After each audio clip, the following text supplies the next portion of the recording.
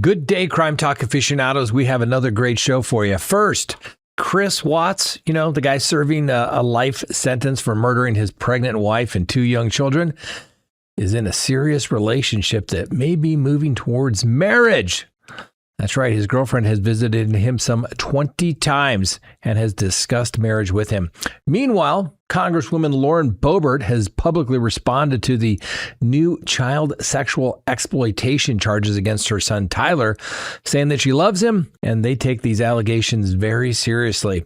And in the Lindsay Clancy trial, a psychiatric nurse practitioner testified that Clancy reported very intrusive thoughts after starting a new antidepressant in the months before the killings. My name is Scott Reisch. I'm a criminal defense attorney. This is Crime Talk.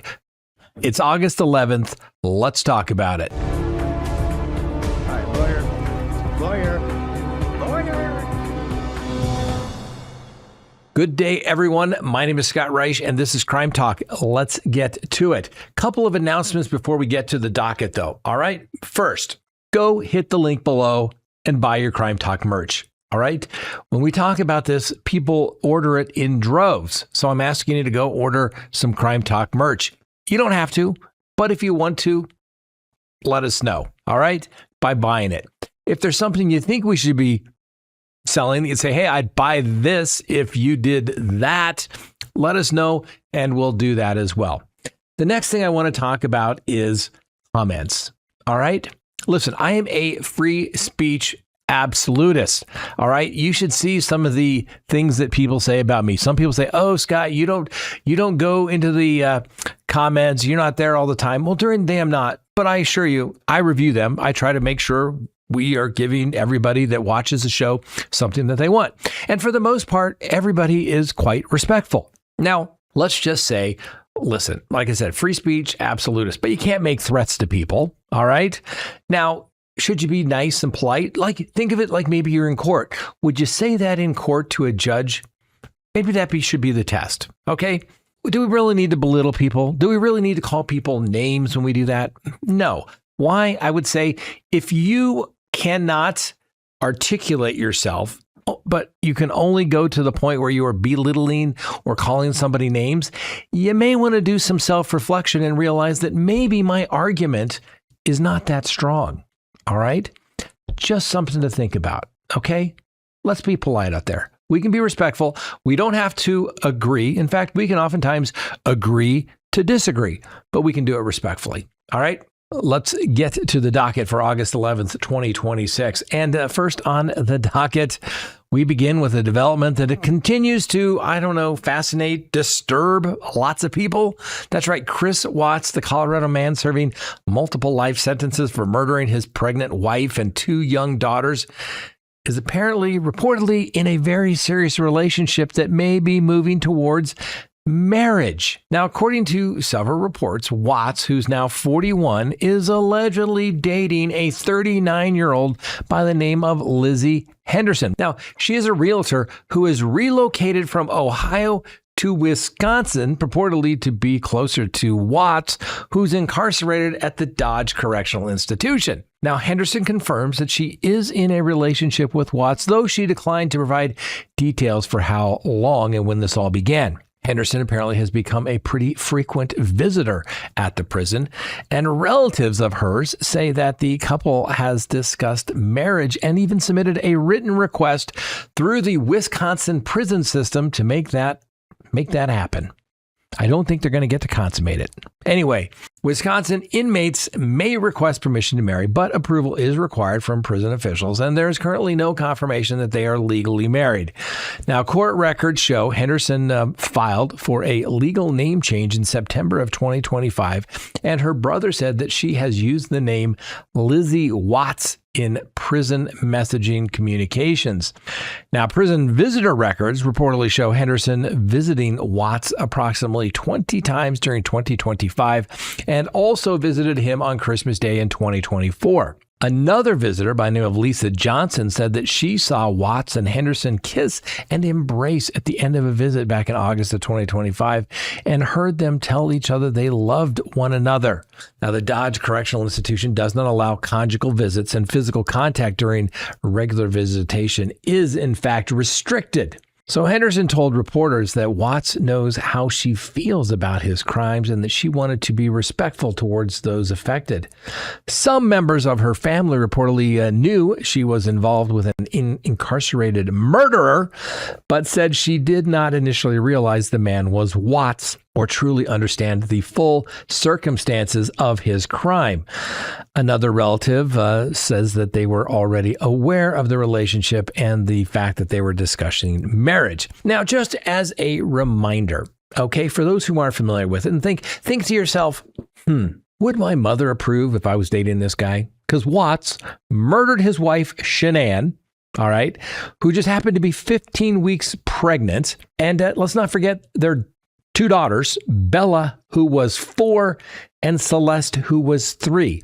This all took place on August 13th in 2018. This was the case that got Crime Talk started, ladies and gentlemen. Well, after killing Shanann at the family home in Frederick, Colorado, he then transported her body and the children to an oil site where he worked. Shanann was buried in a little shallow grave, okay, just kind of north of where the oil tanks were. We've been there. We got videos where my then producer and I went and drove out there. We also did one where we drove by. And, you know, the most important thing you notice is like all the stops. How many hospitals were there where he could have pulled over and said, hey, you know what? I want to do something bad to my children. I'm just going to drop them off here at the hospital or the fire station. But did he? No. He took them, okay, out there to this little site. Shanann was in a little shallow grave. The girls' bodies were placed inside separate oil tanks. Now, these are the little oil tanks that you see on the side of the road, right? But it's not like there's a big hatch at the top, okay? So he basically had to push their little bodies into this little hole. And there's pictures of it on sites. We've even got videos where we talked about the autopsies in those particular cases. This is probably one of the cruelest things you could do to your own family, your own children, for goodness sakes. Okay? And then what does Watts do after he places those little bodies inside those oil tanks? He leaves. And then what does he do? He denies responsibility, takes to the airwaves, and appealed for his family to return. Now, obviously, he pled guilty to avoid a potential death sentence and received multiple life sentences without the possibility of parole. And apparently, he can't handle the Colorado Department of Corrections prison system, so they moved him up north where he is right now. Now, Watts apparently has been writing to multiple female admirers during his incarceration, but this relationship appears to have progressed further with regular visits, a possible marriage request, and her efforts even to change her name, for goodness sakes. For now, the evidence supports describing Henderson as Watts' girlfriend or prospective wife, not his confirmed legal wife. Now, whether prison officials approve that marriage request remains unclear. Now, we've talked about this before, ladies and gentlemen. What kind of a woman would say, you know what, I want to hang out with a guy who's never going to get out of prison, all right? Happened to kill his wife, who was pregnant, and 2 young daughters. What, you think he's changed over the last 8 years? Really? I mean, clearly this woman, she looks smart. She looks intelligent. She's attractive. And the only guy she can possibly get is one where she can sit there and they talk about, oh, I want to be together. I miss you. No, I miss you more. Miss you. Oh, little hearts love you. No, hearts you more. That's what they're going to do. Really? I would suggest that this young lady go get some professional help. All right. And Chris Watts, do the right thing. Say, you know what? You can do better than me. All right. What can you say? I just don't get it. Let me ask you this. Should prison officials allow inmates serving life sentences without the possibility of parole for family annihilation be permitted to get married? And like I said, what are your view of these women who want to pursue a relationship with Chris Watts? I mean, I get it. There's certain women out there that like the bad boys. They want to be with the bad boys. But wanting to be with a 3-time convicted killer, I think that, well, that's taken, I want to be with the bad boy to an extreme. Okay. And I know it's often said that women are looking for relationships, hoping to change men, and men hoping they'll never change. I think that we learned from Mr. Watts that he cannot be changed because his wife, Shanann, wanted him to be better, perhaps a little more business savvy, perhaps a little more driven. And he just wanted a fresh start. So he killed everybody. Think about that, ladies and gentlemen. Think about that. This lady should run. Chris Watts should tell her to run. You can do better. Maybe find a guy that isn't going to live in a prison cell for the rest of his life. There's one. Next on the docket, we have an update on the case involving Tyler Boebert, the 21-year-old son of the Colorado Congresswoman Lauren Boebert. You know the one. Anyway, the Congresswoman has now publicly addressed the allegations, saying that she loves her son, which what else would a mother say? And she says that she takes these allegations very seriously and pray for everyone affected during this challenging time. Isn't that nice of her? Anyway, Tyler was arrested and will give him the presumption of innocence like anyone that we talk about here on Crime Talk that has not been convicted in a court of law. Like Chris Watts, no presumption of innocence. Guilty, guilty, guilty. Right? Tyler, presumption of innocence. Anyway, he was arrested on August 9th up in Garfield County, which, if you're not familiar with it, is Glenwood Springs. It's kind of north of Pitkin County, where I was just the other day, in Aspen. I got a trial coming up in Garfield County in a couple of months as well. Lovely little town. Anyway, Tyler was released on a $10,000 bond. He posted a surety bond, and he has not entered a plea yet because he doesn't go back to court until August 19th. That will actually be for formal filing of charges. Then they will set a preliminary hearing date because he would be entitled to a preliminary hearing given the nature of the charges. And then they'll have the preliminary hearing, or they will waive the preliminary hearing for an offer, which will then be set for an arraignment, which will then trigger the speedy trial clock if he enters a plea of not guilty. So what do we know about details? Details are emerging from a criminal affidavit. Now, the investigators are focused on a 43-second sexually explicit video allegedly recorded back in February of 2024. And guess who happens to be in it, apparently? Yep, that's right. Tyler, allegedly, who was 18 at the time, and his then girlfriend, who was 17. And reportedly about 2 weeks away from his 18th birthday. Now, the young woman contacted the police the following day after learning that an ex-boyfriend had received a copy of the video. The affidavit states that the specific video involving Tyler was not posted online, although investigators allege it had been shared with other individuals. So now Tyler is facing 5 counts, 3 related to the alleged sexual exploitation of a child and 2 counts of contributing to the delinquency of a minor. The broader investigation involves other individuals accused of creating or distributing this child sexual abuse material, including allegations of extortion. Now, the publicly reported affidavit does not accuse Tyler of participating in the alleged extortion. So allegedly what he did was he had the video and he may have sent it out to several people and said, hey, look at this. Big problem, though. Assuming, like the affidavit alleges, the young woman was under the age of 18, big problem. She's a child. Guess what you can't do? That's right. You can wind up registering as a sex offender when you send pictures of somebody under the age of 18. Even if she sent the video. Anyway, this latest case comes with Tyler already awaiting sentencing on 2 related matters.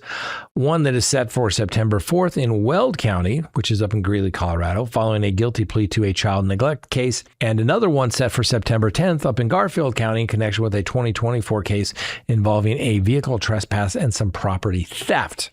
For now, Congresswoman Boebert has publicly acknowledged the seriousness of these allegations while continuing to stand by her son. Tyler remains out on bond and is obviously presumed innocent of these new charges unless and until he is proven guilty. Now, listen, this is serious stuff. This is like registration as sex offender stuff that could go on for decades and decades and decades. Clearly, the girlfriend, or the victim in this particular case, was not amused that a former boyfriend got the video. So a lot of the plea negotiations in this particular case were more than likely going to depend upon what the victim wants to do in the case. Now, yes, she was a couple of weeks away from 18, but she's still a child at that particular point. Clearly an adult now, but once that stuff gets out there, who knows how many people they shared it with. It could be on the internet forever. So, what do y'all think? Lauren Boebert's public response, was that sufficient enough? What weight should we give these new video details carrying on as the case moves forward? Gonna get interesting. How about the Lindsay Clancy murder trial? So a psychiatric nurse practitioner, Rebecca Jolata, testified that Clancy contacted her back in December of 2022 after taking antidepressants Remeron and reported experiencing very intrusive thoughts that she said she had never experienced before. The following day, Clancy messaged that she felt emotionally numb, felt like she was going to die, and basically didn't care. So Gelada, who treated Clancy between November 22 and January 2023, said that despite those messages, Clancy did not report suicidal or homicidal ideations during the evaluations. She described Clancy's thought process as linear and said Clancy understood why she was being evaluated.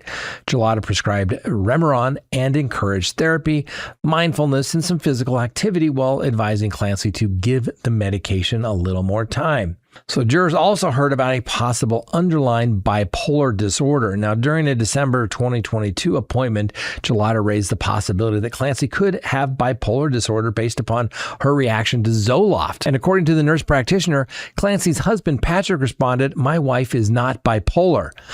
Lindsay looked at her but did not respond. Now, the testimony follows Monday's aggressive cross-examination of the psychiatrist, Dr. Jennifer Tufts, who acknowledged she never met Clancy in person, never obtained records from other providers, and increased Clancy's medication dosage the day before the children were killed. Now, Tufts rejected the suggestion that the increased dosage pushed Clancy over the edge.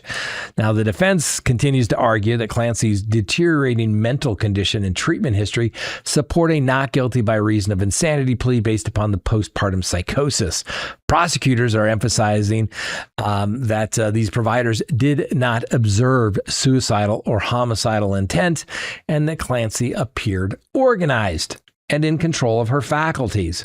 So we got a lot of views yesterday in this trial based upon the cross-examination. And, we've been bringing you the trial from the start, and we'll continue to do so until the verdict comes in. But what significance do you give to these very intrusive thoughts and emotional numbness in evaluating this postpartum psychosis defense? Okay, I can tell you, generally, NGRI stuff doesn't usually work. Okay, you're blue. Boo-hoo. I get it.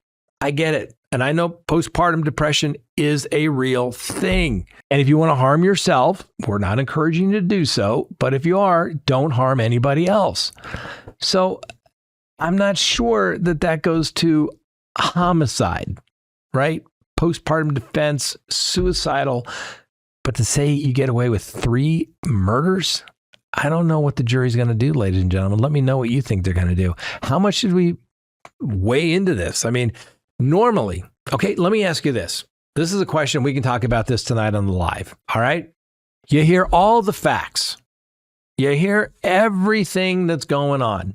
And you substitute these medications with some sort of street drug. You throw out cocaine, methamphetamine, some sort of opioid.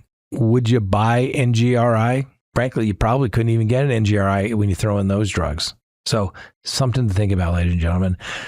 Take out those drugs prescribed by a doctor, throw in a street drug. You'd say she killed the kids. There's no defense. You can't consume a drug and then say, oop, I didn't mean it. The drugs made me do it.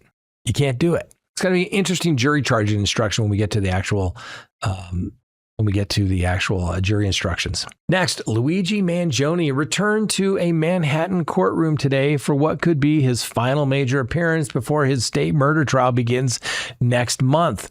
So Justice Gregory Caro announced that the jury will remain anonymous and that an overflow courtroom will be available for the press and public if the main courtroom reaches capacity. Jury selection is going to start September 8th. Now, the overflow room issue had become a point of contention after the defense pushed for greater public access, including a live video feed. Prosecutors raised concerns about increased risk of misconduct or intimidation. The judge said the court had never intended to restrict access and that the overflow plans were already under consideration. Now, for those who don't know, Mangione has pled not guilty. Remember, they were going to go maybe an NGRI 2 at one point, but they realized it wasn't going to work. So he's pled not guilty to these state charges, including the murder in connection with the December 4th death of United Healthcare CEO Brian Thompson. The defense has indicated it may pursue an extreme emotional defense or some sort of psychiatric defense, but they've basically withdrawn that. He also faces a federal trial as well that's scheduled to begin in January. And this is what it really amounts to, ladies and gentlemen. The defense tried to say, hey, we want to have cameras in the courtroom, which I'm all for. Anybody who knows me says that I would put cameras in the courtroom. I think everybody should be able to record cameras. Everyone should be allowed to live stream cameras that are in the courtroom. So I think the Luigi Mangione trial should be live streamed. Apparently, New York doesn't allow for it. Federal court obviously doesn't allow for it. But the reality of it is that, what can I say? I think it should be live streamed, but it's not, and we're just going to have to deal with it. What the defense did was they demanded it to be live streamed because they want to put pressure on the potential jurors. They are looking for jury nullification in this particular case. Let's face it, this isn't a whodunit. There's basically confessions to it. The gun. I mean, it's a straightforward case. It's about as complex as the Tyler Robinson case in Utah, ladies and gentlemen. But they're going for jury nullification. They're going to try to make the dead guy who got shot in the back, not even having the courtesy to show him who's going to shoot him, get shot, die, and he's married and has a couple of kids. They're going to try to make him out to be a bad guy because he runs an insurance company. And don't get me wrong, I hate insurance companies, but we can't go around killing people just because we don't like what their companies do. Next, some newly released body cam footage shows Barry Morphew's 2025 arrest back in June in Arizona based upon the arrest warrant from Colorado. So the arrest itself appears quite calm. Officers stop him in his truck, order him out, and place him in handcuffs. A second video shows police interviewing the woman Morphew had been living with in Arizona under the name Lee Moore. She told investigators they had been seeing each other since December of 2024 and that he did not reveal his real identity until days before the arrest. She said he claimed his wife had been abducted, treated her well, and often paid in cash. Officers said they believed he had manipulated her and waited until he left her home to make the arrest. Well, Morphew obviously has pled not guilty and is out on a $3 million bond right now. That doesn't normally happen when somebody gets out. And his trial's not set until next summer in 2027. Next on the docket, this day in legal history, August 11th, 1934, the first group of civilian federal prisoners arrived at the newly established Alcatraz Federal Penitentiary there in San Francisco Bay. The prison was designed to hold particularly difficult or escape-prone federal inmates and later housed Al Capone, Machine Gun Kelly, and Alvin Karpis. Now, we've got a video. I don't know. It's been years, probably 6-7 years, but I was actually in San Francisco, and we got some video of going out to Alcatraz, out on the boat, taking videos of the little tour. Kind of fun. If you've ever been there, go to San Francisco, go check it out. August 11th, 1977, one day after his arrest, David Berkowitz, the serial killer known as the Son of Sam, was brought to the Brooklyn courthouse. He had terrorized New York during the shooting spree that had killed 6 people and wounded 7 others. How about a little prison thought for the day? Prison relationships with high-profile killers often says more about the people outside the walls than the ones inside them. Think about that one, ladies and gentlemen. Questions that have come up in our feed. Should inmates serving life without parole for murdering their families be allowed to marry? I think it's a fundamental right. Basically, the Supreme Court says you can marry whomever you want. But I think they can put reasonable restrictions on it when you're in prison. I don't think they can prevent him from getting married, but obviously they're not going to be able to consummate the marriage. Okay. How significant do you think the intrusive thoughts reports in Clancy's case come about? What difference does it make? I don't know. Like I said, my experience, the crazy ones, they're always the ones not looking to go to the state mental hospital. Okay. They're demanding I'm not NGRI because they don't like what goes along with it. I have a couple of cases right now where these things are going on. And I'm telling you, the people are like, oh, I think the voices started talking to me. I think I need to have a competency evaluation. Not crazy, malingering. Okay. The real crazy ones, they talk to you in a real conversation saying crazy stuff and they think it's totally normal and that you're the crazy one. Crazy. Finally, our dumb criminal of the day, the grand theft avocado.